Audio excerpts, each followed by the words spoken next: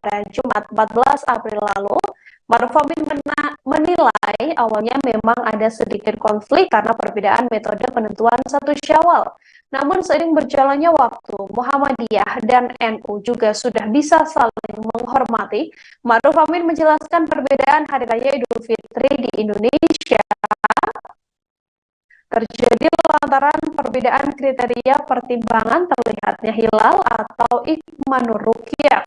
Muhammadiyah menurut Maruf Amin menggunakan metode wujud Sira kembali ke Anda di studio.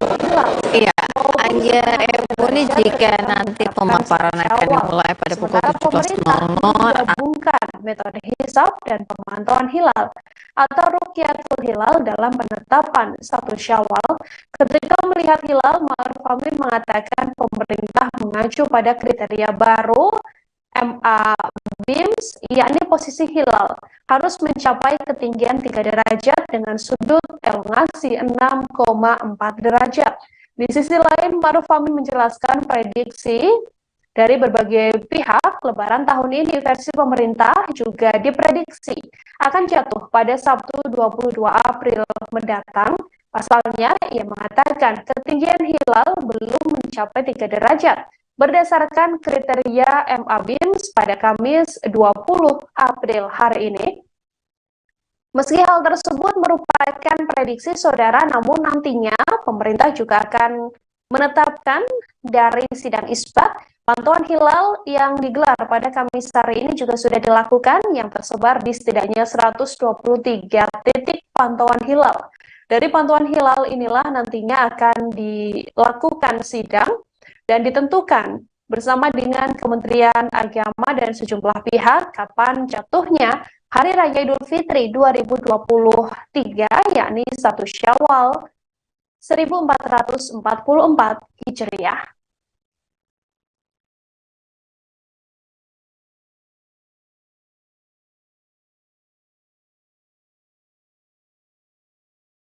Hisabnya di bawah 2 itu tidak diumumkan.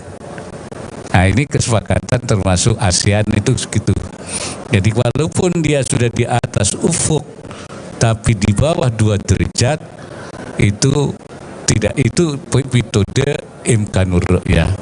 Tapi Muhammadiyah memang dia menggunakan wujudul hilal.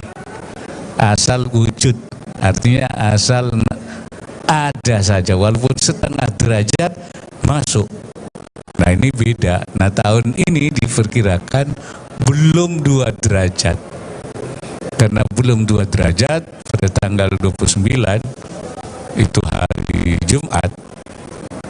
Ya, malam Jumat itu dikira-kira itu belum imkan ru'yah. Karena itu diperkirakan istiqmal namanya, disempurnakan 30 hari. Ya. Karena 30 hari puasanya maka jatuhnya Sabtu. Sedangkan Muhammadiyah karena sudah di atas ufuk walaupun belum 2 derajat dia masuk. Nah, ini sudah lama diupayakan untuk bisa bertemu, tapi belum ketemu metode yang bisa menyatukan. Oleh karena itu maka yang ditempuh adalah adanya sikap bisa toleransi antara 2 kelompok ini untuk masing-masing ya lebaran sesuai dengan keyakinannya, dengan hitungannya. Jadi bahasa Jawanya legowo lah. Dan itu sudah kita lakukan bertahun-tahun. Dulu pertama memang agak konflik sedikit yang antara metode ini ribut, tapi belakangan tidak. Karena kita terus sosialisasi, edukasi, sekarang rukun-rukun saja. Sambil terus mencari metode untuk bisa mempertemukan 2 metode ini, imkanur ru'yah dan wujudul hilal. Barangkali itu. Saya akan menyampaikan maklumat pimpinan pusat Muhammadiyah nomor 1 M/MLM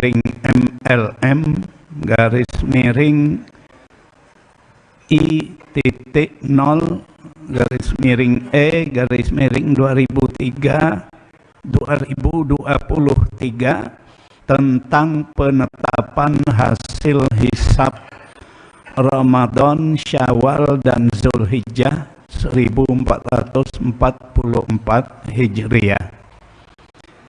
Jadi ini maklumat PP yang sudah dikeluarkan sebelum Ramadan, mencakup 3 bulan ibadah, Ramadan, Syawal, dan Zulhijjah.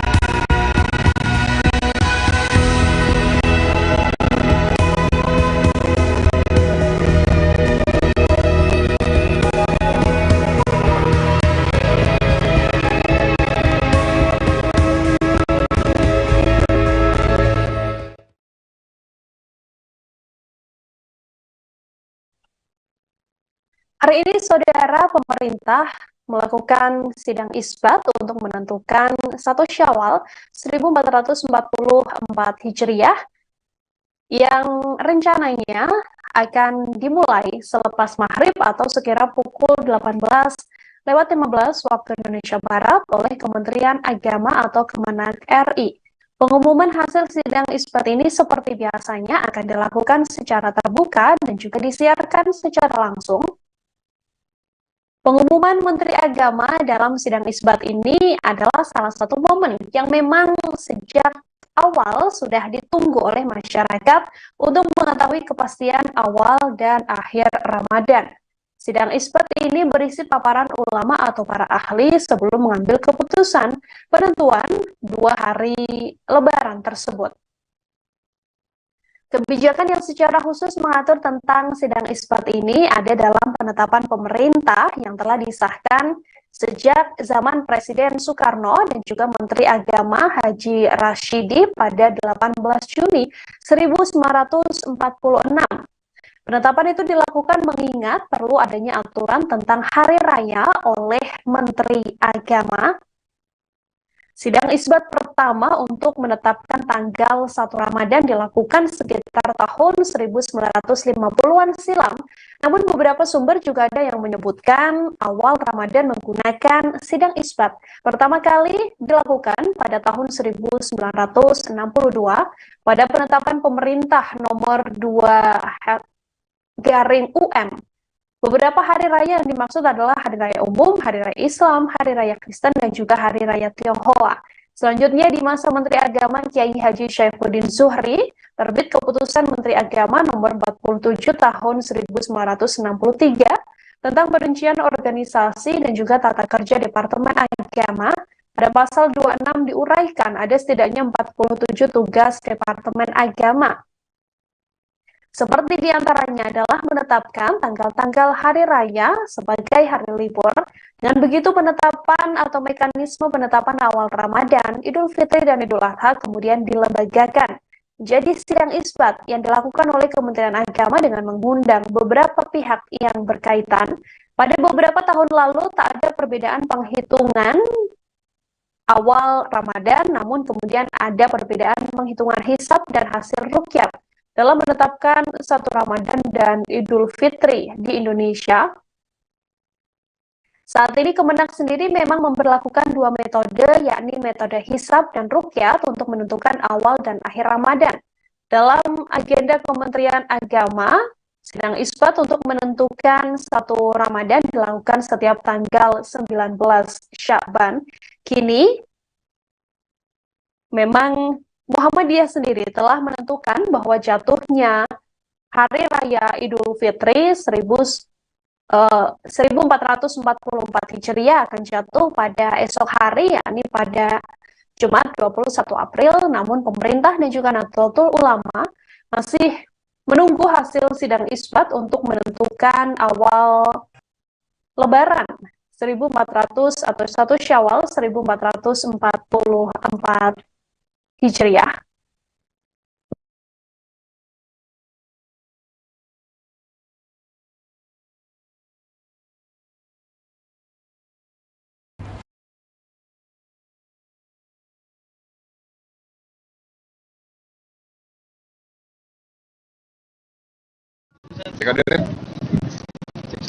Oke, ada biar standby.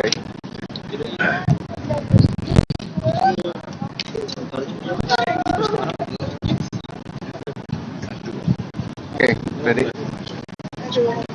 Coba ada badannya, ada sini bang badan. Nah, lihatnya.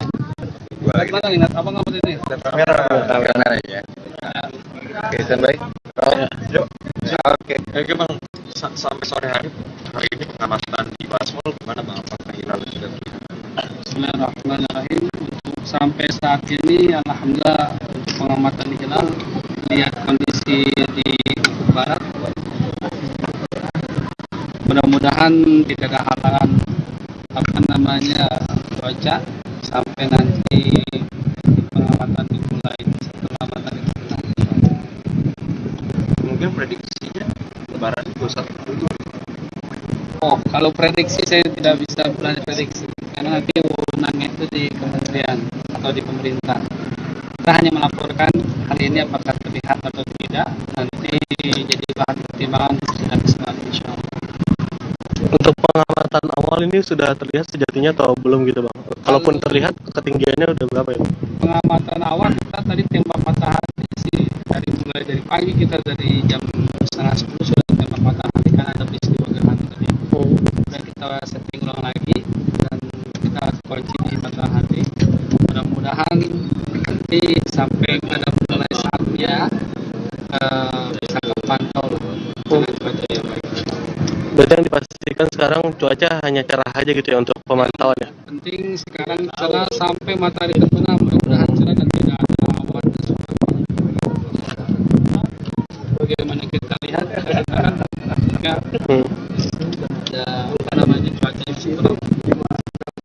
Ini kan tadi sebelumnya ada gerhana ya bang ya, itu sedikit mengganggu atau bahkan atau malah sebaliknya gitu bang terkait dengan pemantauan ini, karena kan memang kan kalau pengukuran hilal ini kan juga dilihatnya juga dari bulan yang sejajar dengan matahari atau gitu bang. Kalau terkait masalah gerhana tadi mungkin kaitannya itu dengan konjungsi spesial atau bahasa spesial. Kan itu posisi matahari, posisi bulan, tidak memastikan apa nanti sudah terlihat ya. Apa kelihatan apa? Untuk imkan atau mungkin hilal dilihat itu sebagaimana yang disepakati oleh MABI, Menteri Agama Brunei, Indonesia, Malaysia dan Singapura, itu standar minimal 3 derajat ketinggiannya dengan sudut elongasinya itu sekitar 6,4 derajat. Kalau sudah di atas itu mungkin insya Allah ada pelaporan, insya Allah akan diterima. Tapi kalau di bawah itu Bogor. Tapi untuk pemantauan awal ini belum terlihat ya bang? Untuk data hilal menjelang awal Syawal 1444 Hijriah ini perhitungan efemeri sekitar 1,5 derajat. Jadi ya bukan berarti kita pesimis mengamati hilal, karena kita juga mengamalkan sunnah Rasul. Subuh liruyati wa aftiru liruyati. Dia ya puasa karena melihat hilal dan orang karena melihat hilal. Kecuali kalau belum, maka disempurnakan menjadi 3. Siap. Siap. Terima kasih bang. Pak siapa Pak? Izin namanya Pak?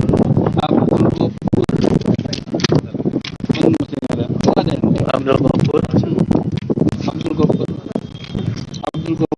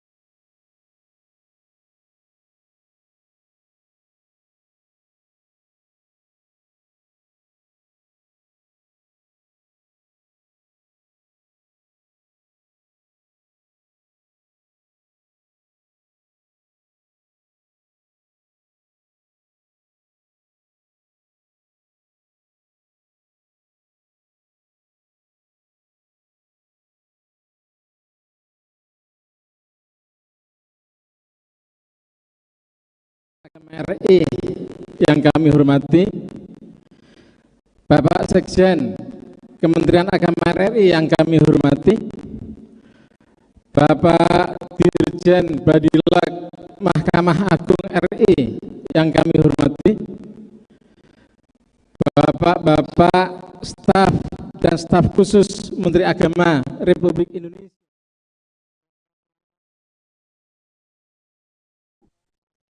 Ya, saudara, kita akan saksikan sama-sama. Ini adalah pemaparan hasil pantauan hilal yang dilakukan oleh Kementerian Agama dari 123 titik yang tersebar di seluruh Indonesia. Berikut kita saksikan sama-sama hasil pemaparan pantauan hilal yang dilakukan oleh pemerintah. Hijriah yang berbahagia, mohon izinkan saya Hafid, anggota dari tim Hisab Ru'yat Kementerian Agama RI dari unsur lembaga pemerintah Badan Informasi Geospasial untuk menyampaikan data-data posisi hilal menjelang awal Syawal 1444 Hijriah di wilayah hukum Negara Kesatuan Republik Indonesia.